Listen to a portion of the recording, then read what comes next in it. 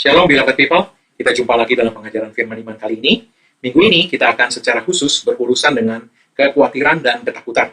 Hal ini penting untuk kita pahami dengan baik, karena lawan kita, yaitu iblis, bekerja dengan senjata yang satu ini. 2 Timotius 1 ayat 7 mengatakan, sebab Allah memberikan kepada kita bukan roh ketakutan, melainkan roh yang membangkitkan kekuatan, kasih, dan ketertiban. Ketakutan adalah kebalikan dari iman. Iman percaya kepada Tuhan dan perkataan firman-Nya. Sebaliknya, ketakutan percaya kepada kebohongan, tipu muslihat, dan intimidasi yang dirancang iblis khusus untuk menimbulkan kebingungan, keraguan, kecemasan, kekhawatiran, dan ketakutan dalam hati orang percaya. Hal-hal ini dilontarkan iblis kepada orang percaya dengan tujuan spesifik menghancurkan, merontokkan iman mereka. Itu sebabnya dalam Efesus 6 ayat 16, kita diperintahkan untuk memadamkan semua panah berapi dari iblis ini dengan perisai iman. Ketakutan, kekhawatiran, kecemasan, semua ini hanya dapat dipadamkan dengan perisai iman. Iblis melancarkan tipu muslihatnya, memakai situasi yang sedang kita hadapi untuk membuat kita meragukan keefektifan firman Tuhan, dan dengan jalan demikian, iblis mencoba menggerogoti iman kita, kalau-kalau dia bisa meruntuhkan iman kita itu sepenuhnya. Entah berapa kali saya sudah mengalami saat-saat di mana firman Tuhan yang telah saya perkatakan secara konsisten selama itu sudah kelihatan bekerja selama beberapa waktu. Namun, tiba-tiba terjadi hal yang bertentangan dengan hal itu. Dan ada saja pikiran yang terlintas tiba-tiba yang mencoba membuat saya mempertanyakan atau meragukan mengapa firman Tuhan yang kemarin sudah bekerja, sekarang jadi kelihatannya tidak bekerja. Dan pertanyaan-pertanyaan lain semacam itu yang semua dilontarkan iblis dengan tujuan menimbulkan keraguan dan kecemasan dalam hati saya. Namun, setiap kali juga, saya akan kembali lagi kepada firman Tuhan, dengan konsisten terus memperkatakan lagi apa yang telah saya perkatakan sebelumnya. Dan beberapa saat kemudian, kejadian yang bertentangan itu berhenti, dan saya kembali melihat kuasa firman Tuhan bekerja dan tidak gagal. Hal ini mengingatkan saya akan firman Tuhan di Matius 13. Tuhan Yesus menceritakan sebuah perumpamaan mengenai penabur yang menaburkan benih di 4 jenis tanah berbeda. Tujuan Yesus adalah mengajarkan murid-muridnya bagaimana harus bersikap kepada firman Tuhan, agar mereka jangan sampai gagal menuai, melainkan dapat menikmati penuaian sampai 30, 60, bahkan 100 kali lipat. Mari kita lihat Matius 13 ayat 20 sampai 21. Dikatakan demikian, benih yang ditaburkan di tanah yang berbatu-batu ialah orang yang mendengar firman itu dan segera menerimanya dengan gembira. Tetapi ia tidak berakar dan tahan sebentar saja. Apabila datang penindasan atau penganiayaan karena firman itu, orang itu pun segera murtad.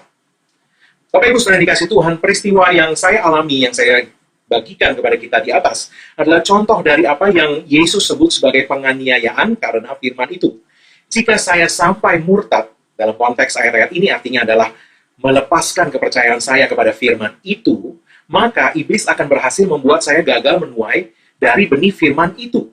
Ini terjadi kalau saya berhasil dipengaruhi tipu muslihat iblis yang mempergunakan situasi yang sedang terjadi di mana firman Tuhan kelihatannya berhenti bekerja.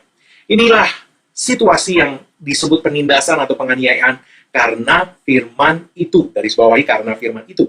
Artinya, firman yang sedang kita perkatakan secara konsisten itu sedang diserang dengan tujuan supaya saya melepaskan kepercayaan kepada firman itu. Karena firman Tuhan tidak bisa gagal, ingat Yesaya 55 ayat 11, maka satu-satunya cara agar orang percaya gagal menuai adalah dengan merontokkan iman orang percaya itu. Inilah yang Yesus sebut tadi sebagai tidak berakar dan tahan sebentar saja. Iblis telah berhasil membuat orang itu melepaskan kepercayaannya kepada firman Tuhan yang selama ini telah diperkatakannya dan telah mulai berbuah.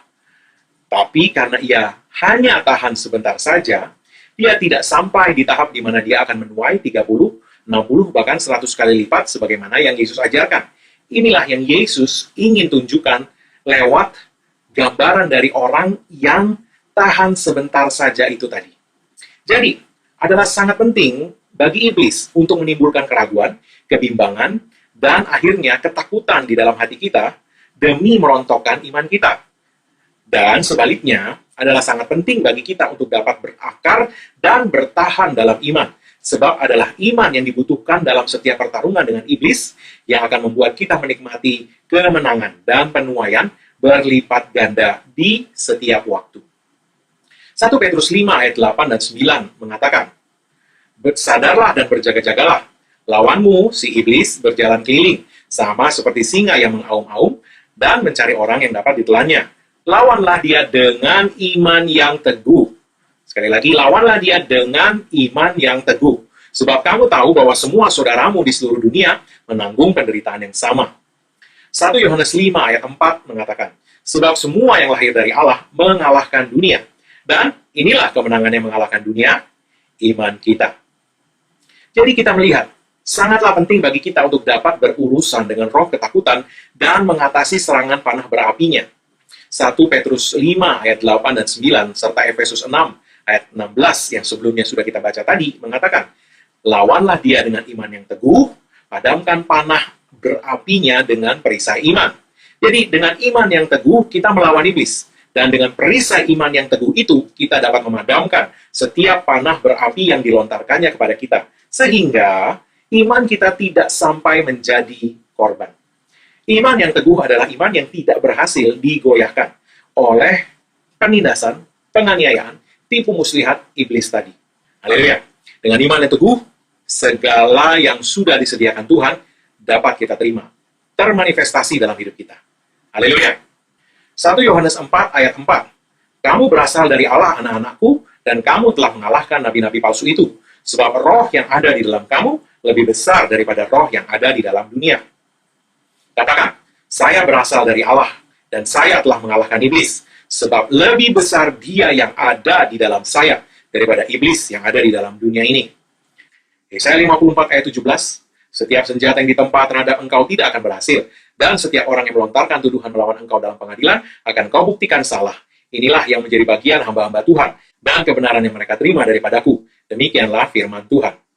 Mazmur 1 ayat 3, "Ia seperti pohon yang ditanam di tepi aliran air, yang menghasilkan buahnya pada musimnya, dan yang tidak layu daunnya. Apa saja yang diperbuatnya berhasil."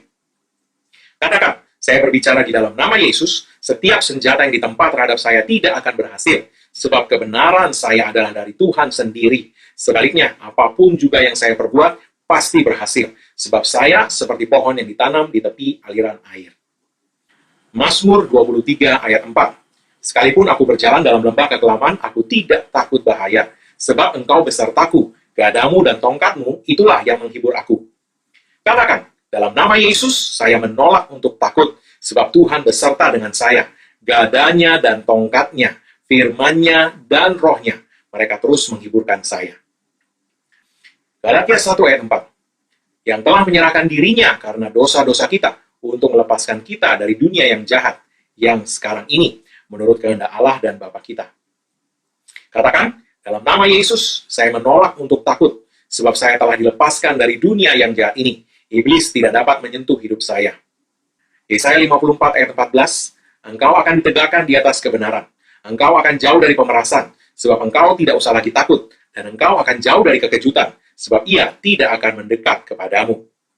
Katakan, "Saya ditegakkan di atas kebenaran Yesus sendiri. Saya jauh dari pemerasan dan penindasan, dan ketakutan serta kekejutan tidak bisa mendekati saya. Semua itu jauh dari saya. Saya deklarasikan ini di dalam nama Yesus." Mazmur 91 ayat 10-11, "Malapetaka tidak akan menimpa kamu, dan tulah tidak akan mendekat kepada kemahmu, sebab malaikat-malaikatnya akan diperintahkannya kepadamu untuk menjaga engkau di segala jalanmu."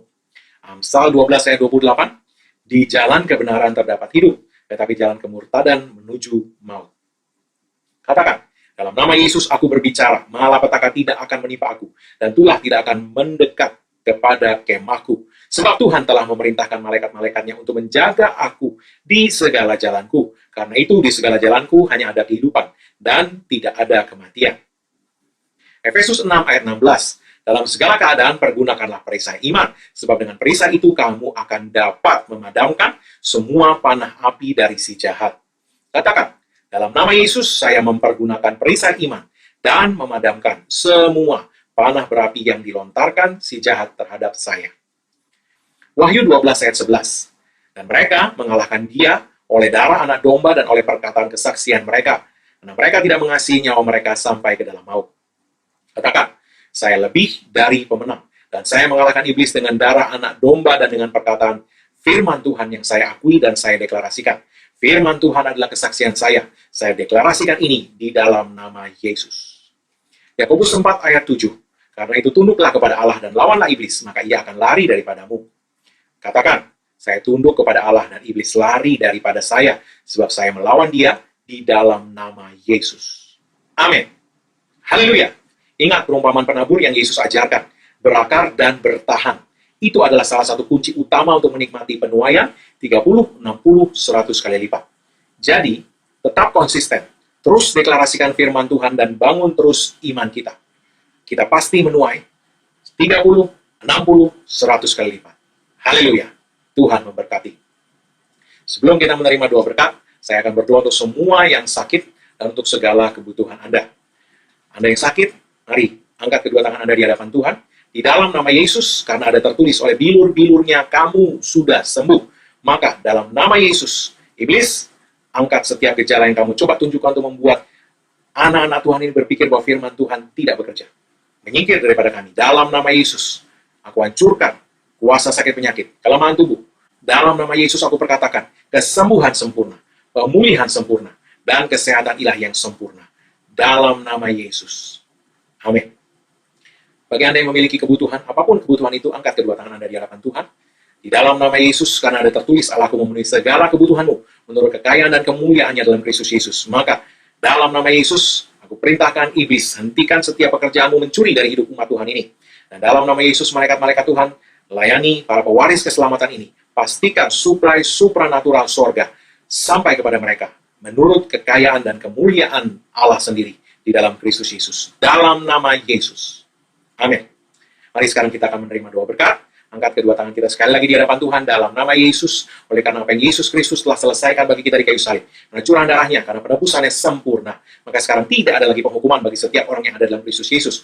Engkau telah ditebus dan harganya telah dibayar lunas. Oleh sebab itu tidak ada kutuk lagi berlaku dalam hidupmu. Yang ada hanyalah berkat Tuhan tercurah berlimpah-limpah. Memberkati engkau dalam segala hal. Oleh berkat Tuhan itu engkau naik terus dan tidak turun. Menjadi kepala bukan ekor. Dan apa yang disentuh tanganmu dibuat Tuhan berhasil. Dengan panjang umur Tuhan mengenyangkan engkau. Dan Tuhan memperlihatkan kepadamu keselamatan daripadanya.